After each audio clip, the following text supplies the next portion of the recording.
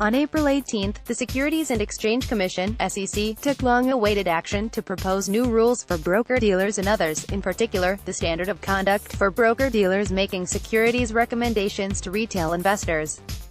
This was the second blow to the Department of Labor (DOL) effort to address broker transparency and conduct toward their retirement account customers. In mid-March, the DOL rule was all but quashed by the courts. With the DOL effectively sidelined, it was expected that the SEC, in short order, would properly address brokers' conflicted interests and mis-selling of high-cost products. Sure enough, about a month after the U.S. Court of Appeals for the Fifth Circuit vacated the DOL fiduciary rule in its entirety, the SEC acted.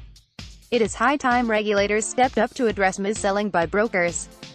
The issue has dragged on for decades without resolution, and investor confusion about the responsibilities of their brokers remains an ongoing problem.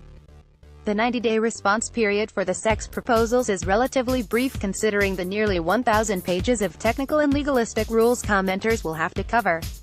These 3 months are critical, nevertheless, as they offer investors a vital opportunity to recommend improvements to the proposal which, while virtuous in its stated goal of enhancing broker-dealer standards, falls well short of this worthy endeavor.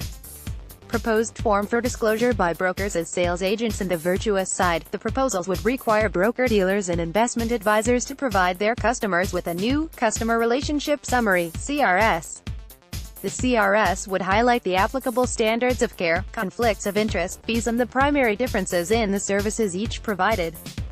For brokers, this would mean full disclosure of their sales relationships. We believe such disclosures need to be brief, ongoing and fully understandable descriptions of the sales relationship, not some longer, one-time, legalistic missive delivered only when an account is opened. Titles: Advisor versus Advisor. The SEC is also proposing to restrict certain broker-dealers from using advisor or advisor as part of their titles when dealing with retail investors.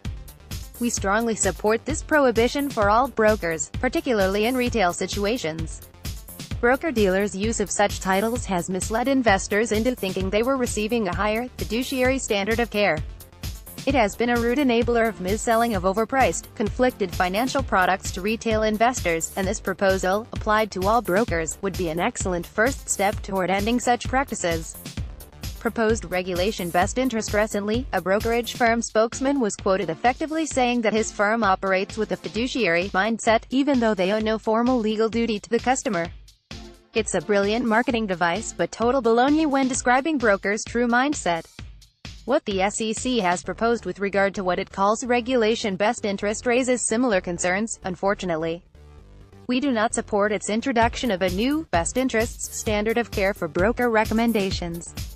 Investors have survived for years with two simple standards and have shown they understand the distinctions between fiduciary advice, where customer interests are paramount, and investment sales, where brokers do not have to put customer interests first. Rather than enhance clarity between these two standards, however, this proposed regulation would introduce greater investor confusion. Its requirement that a broker-dealer act in the best interests of a retail customer when recommending any securities transaction or investment strategy involving securities to that customer, laid out over hundreds of pages, is a perfect example. First, it expressly refuses to define what it means by best interests.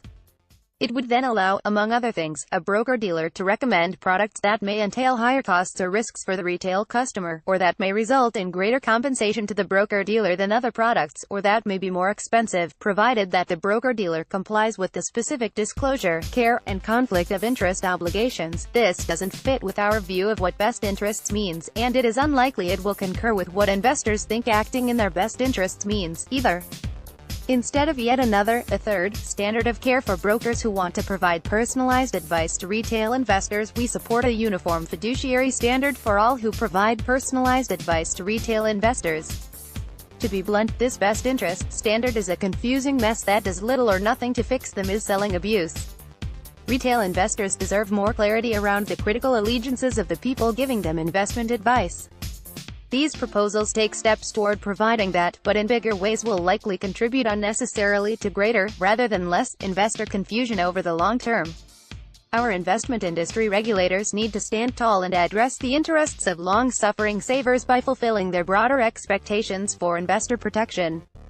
These proposals are a first step in that direction, but many additional steps in the right direction remain.